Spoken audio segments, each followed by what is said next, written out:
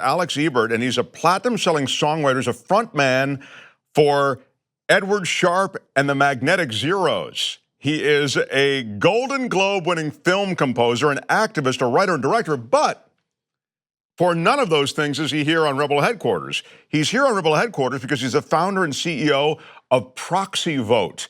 Now, Proxy.Vote is a nonprofit app and PAC that encourages transparency in legislation and among legislators. But I'm going to have him tell us about it now. So without any further delay, Alex Ebert, welcome to Rebel Headquarters. Thank you so much for having me. So Alex, this seems like a new area for you, first of all, but maybe the most important area that you've been active in. How does it work? How does this app work? What is it?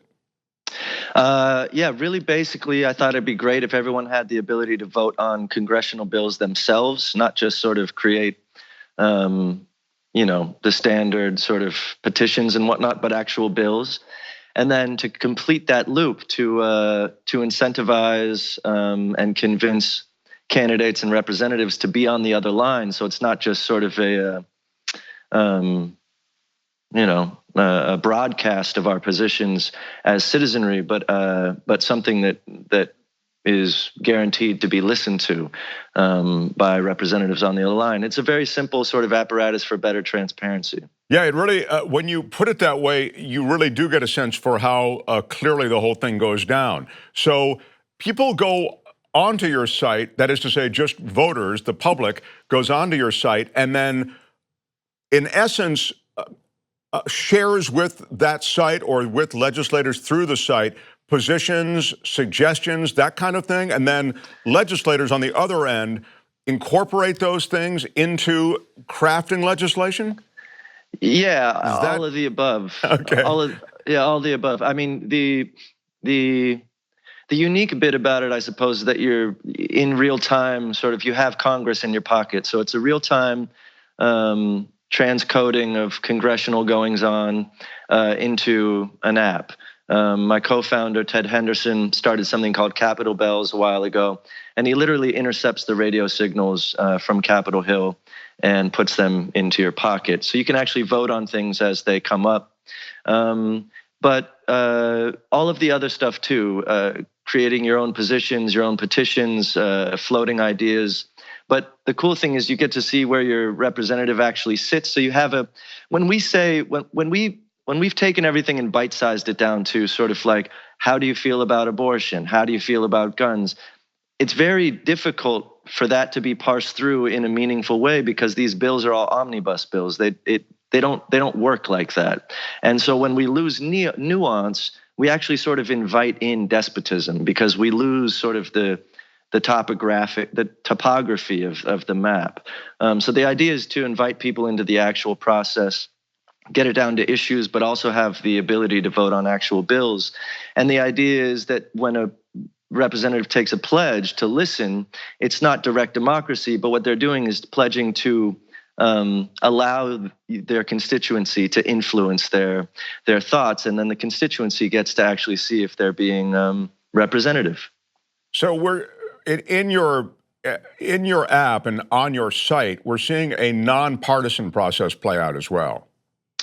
That's ideally it is an inherently nonpartisan, but it's also inherently progressive. And that we just can't help. The idea of getting more and more people engaged in democracy is inherently progressive concept, but it is entirely and nonpartisan. We've looked at Republicans that have come our way as potential endorsees.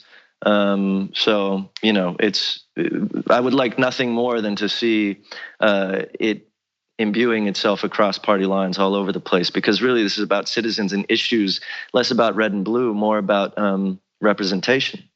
Yeah, I mean, and you make a great point in talking about the issues, because the issues that drive legislation can oftentimes be reduced, as you say, to sort of sound bites or cornerstone comments, and they become talking points that drive the agenda. And we, the public, lose track of what's really going on. Of course, what's really going on usually is that there are rich donors who have drafted some legislation, and people aren't drifting too much from that draft. That's exactly right. At the end of the day, the problem actually isn't voter turnout. It's just that we're not being represented because we have this intermediary of corporate interest. So when we can actually vote on bills and issues and get involved issue by issue, we theoretically circumvent that problem. Now take me into just the tech and the marketing of this, because you need to make enough noise with Proxy.Vote to bring legislators in. It has to be an attractive enough instrument for people to get involved. What is that task ahead? Yeah, that's the part that supposedly was going to be more difficult, but so far has proven not too difficult, in that as a PAC and me as sort of like a public figure of sorts, to insurgent campaigns who are really counting on an extra sort of surplus of votes that may not have already existed in electorate that haven't signed up or whatever, low propensity voters, they really sort of welcome something like this. And by welcoming it, they also end up making the proxy pledge, which is to engage. And then by making that pledge, we go to their constituency, say, hey, listen, you actually have a candidate who has pledged to listen to you issue by issue. And this is who they are, and this is the positions they believe. But if you vote this way, they'll end up listening or incorporating your views into theirs. It's a piecemeal process. We're definitely in beta. We're looking at 2020 as sort of our coming out party. But we've had some success just dipping our toes into the water and mainstreaming this. I think it's inevitable, whether it's us or anyone else, that transparency, accountability, and accessibility. Democracy is going to have to be democratized. It's not going to be able to avoid it. Music's been democratized, as I know all too well, but it's time for democracy to have that happen. And you're seeing it all over the place, with not just us, but liquid democracy, some other tools that are out there. Yeah, you make a good point, because I think there's an effort to sort of wall off democracy from the people right now. I mean, those in power are loath to give it up, and you end up with an inaccessible process. And then that brings me to the low propensity voters that you mentioned.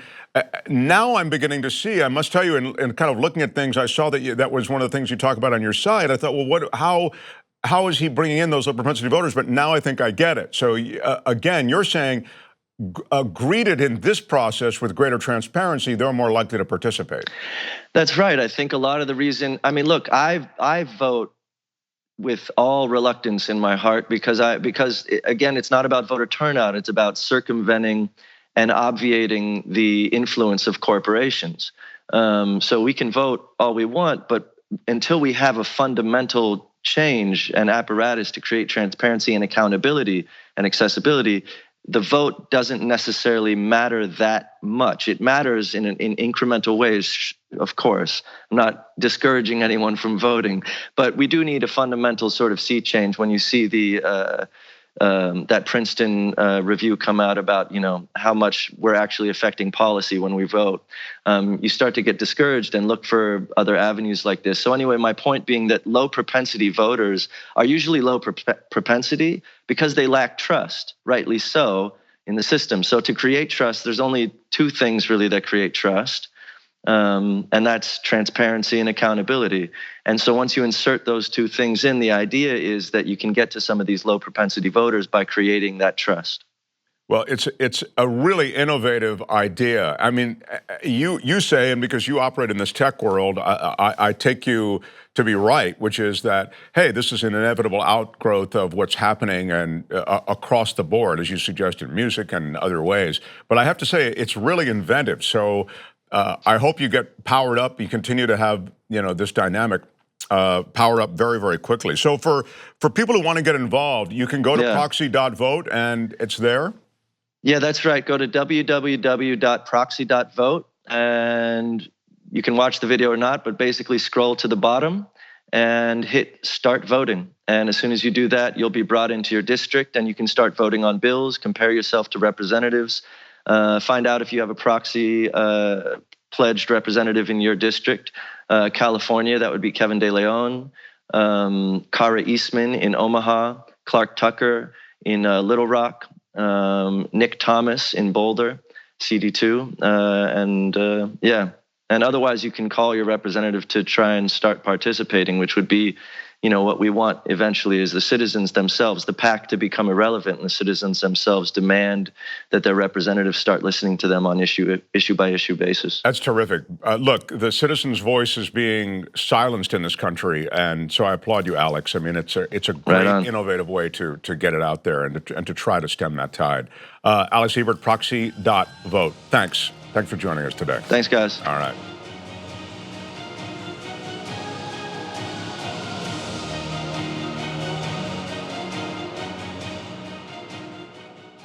Like what you see? I hope so, thank you. So click the subscribe button below and don't forget to ring the bell to never miss another video from Rebel HQ.